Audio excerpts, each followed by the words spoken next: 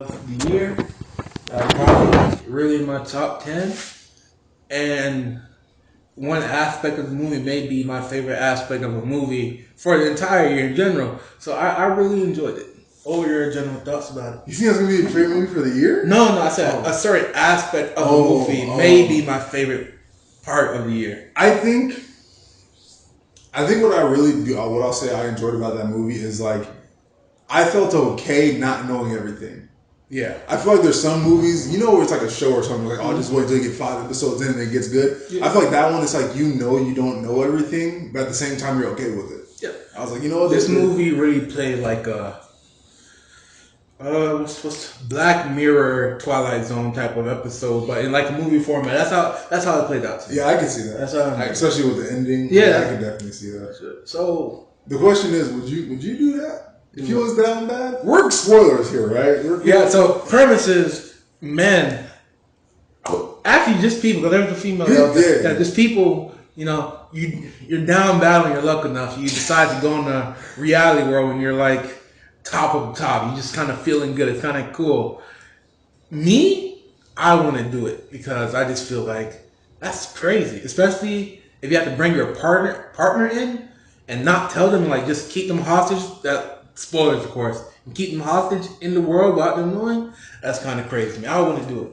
Like, maybe I want to do it because the thing is, I would maybe do it if I could stay in there, but you pretty much have to leave and go to a regular 9 to 5, then come back. So you're still living in both worlds, really, and I don't know, a little much. But it's you can't say you wouldn't do it because for all intents and purposes, that's like the prequel to the real thing where you can stay in forever, right? I want to do You would try it out. Try it out. The thing is, the only reason I probably wouldn't do it is because there's like it's like kind of like a prison. You know what I mean? Yeah, that's the thing. Like there's rules, regulations. You can't do a lot. And I didn't really see where they get their entertainment from. I don't know if this is a period piece or it's just in the world, but like it felt like really like 80s, especially with the cars and the TVs. So I don't know if there was enough entertainment for me in this age to go ahead and do that. But you know what's crazy? I just thought of it. Oh, you're talking about how it's in the 70s? Yeah. I wouldn't be feeling it. I would not be feeling that at all. I'm good. There's some 70s entertainment. Oh yeah, I'm good. I definitely want to. You know what I was thinking of when I was watching the movie? The girls in like the glass cases. I was like, no way you do this for like 8 hours, bro. That's when they're at like the mall and man. Story, it actually one part about story. I felt like I felt like third act, like from the dinner party scene on. Really hit its stride. I feel like that, and before that. I feel like I was waiting for something, and I'm okay with waiting for something. But I feel like maybe I was waiting for a tad bit too long. Yeah. But that just goes for me personally. I feel like before the third act, so second act and before, I feel like there was really only one character I was intrigued in, and that was Florence Pugh character, Alice. Yeah. And she did a great job. I don't know if that character was enough for me to really stay into that third act. What I would say is that these guys are crazy. We have upstairs neighbors. They don't know how. They gotta be fighting. They actually have to be fighting. They're really loud. Alright, what I will say. Go ahead. What I will say is like when I went inside, when I first went in, my expectations were that it's gonna be a really good story. Not to say that it wasn't, but definitely what I enjoyed the most was like the sound design. The sound design was fire. I was about to say that. Yeah.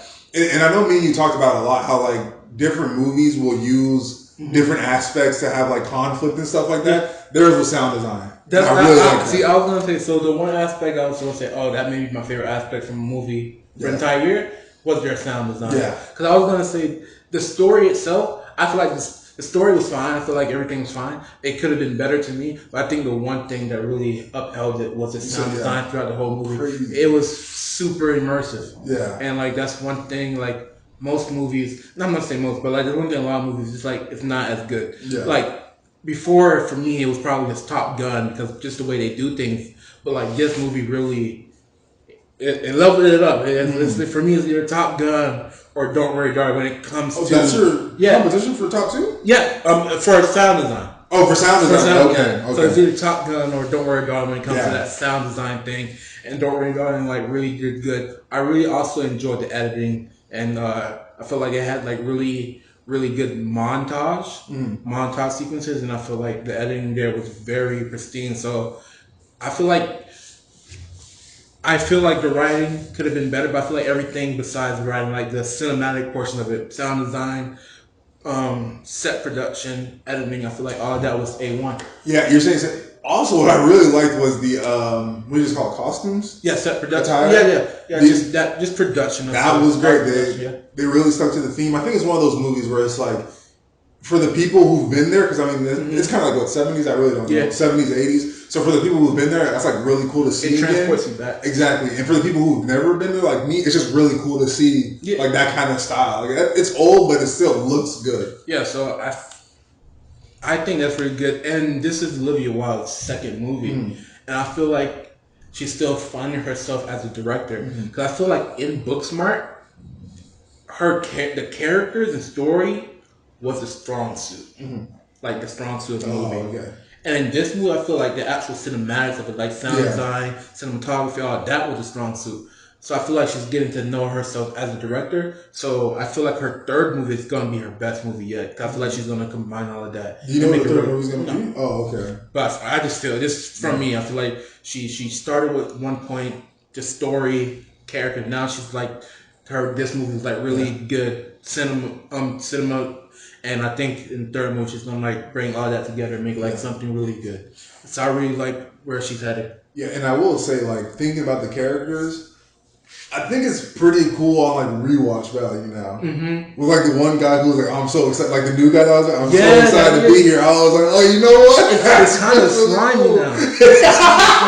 Because like for a second you feel bad for him. Because like, oh, they're not really treating him like really good. But then it's like, oh, this guy's a villain, bro. Like, he's a real villain, man. And for me, that's like the best parts about the movie. I know I sprinkled a little bit bad in there with story, but character. But I feel like things that could have been better. I didn't enjoy Jack, Harry Styles' character much. I feel like he was serviceable. So but I think we really should have got more scenes with Florence Pugh character and Chris Pine's character Frank. I feel like again at that dinner scene there was like a change to me in the whole movie. And when they were talking, clashing, I feel like those scenes were the best scenes in the movie with those two talking. So I feel like I would have wanted more scenes with them. And I'm curious, and I want to ask you, how did you feel about the ending? Do you think, would you have wanted to see anything after what happened, or were you really happy about how it ended? I enjoy how it ended. I like open-ended things because like it ended like I know she's out. Right. What happens after she's out? I'm comfortable not knowing that. I'm comfortable thinking about that. Yeah. Apparently, there's an original ending that I haven't looked up yet. So maybe, really? Yeah. So maybe this is like the second ending. I guess they went with. Apparently, there's an original ending. I haven't seen it. I'm gonna look at it after this. I think it's available to watch. No, it's like you read it. Oh, you read? Okay, you read one of those. So I'm gonna see if maybe I like that ending better next time, and maybe tell you guys on like any platform. But I enjoyed the ending. I didn't need anything else. I like the ending. Because I was already saying it in the car, man. I'm not saying it's not the last movie. Yeah, I'm saying it shouldn't be the last movie. I'm fine with this being a one-off movie. But I'm saying I definitely there is a lot of potential for more movies coming from this verse. But I'm personally just fine with this movie being this one-off end thing. Yeah, like it's like saying, "Oh man, I want a sequel of Us." Yeah, you can really get a sequel of Us. I'm fine with how it ends. That's fair. I'm fine. I feel like that adds to the creepiness, the but eeriness. Maybe you know why? Maybe it's because I feel like that this movie brings something that's different. Where you're like, oh, I'm not gonna see that. It feels like an action movie. It's like, oh, I can just go see explosions in the next movie. I don't necessarily feel like I'm gonna see like the same, like you said, sound design and everything like that. I don't feel like I'm gonna see that in any other movie. That's what makes certain movies really good. It's like, oh, that movie has something you're probably not gonna find it. That is true. So like, you might lose some of that in the second movie. Because I feel like once you do second movie, you're more so thinking about concept more so than the movie itself. Listen, this is that's how I feel. Sequel gonna be straight. And then maybe a third one, and then Olivia gonna come back with a prequel, and it's gonna go crazy. All right. I don't think she's gonna come back. I think she's gonna go to. She's gonna make a whole new movie. Probably. It's completely different. And I really like the trajectory of her career. Yeah. Florence Pugh's career is popping off. She's about to be in Dune Part 2, about to be crazy, and the Thunderbolts. So she's going crazy.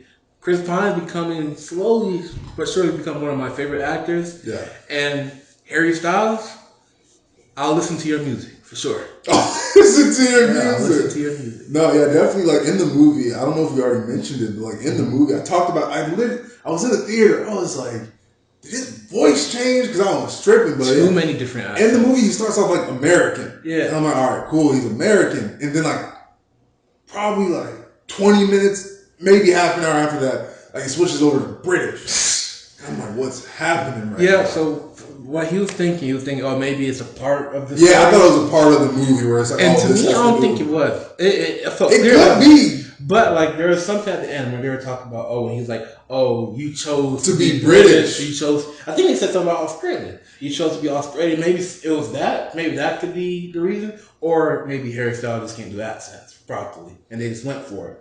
And I don't think we ever. Oh, you know what? No, now I'm thinking maybe it is something because when he was in his like real world form, he was never British. He didn't have He didn't have many lines. Yeah, but he was always English.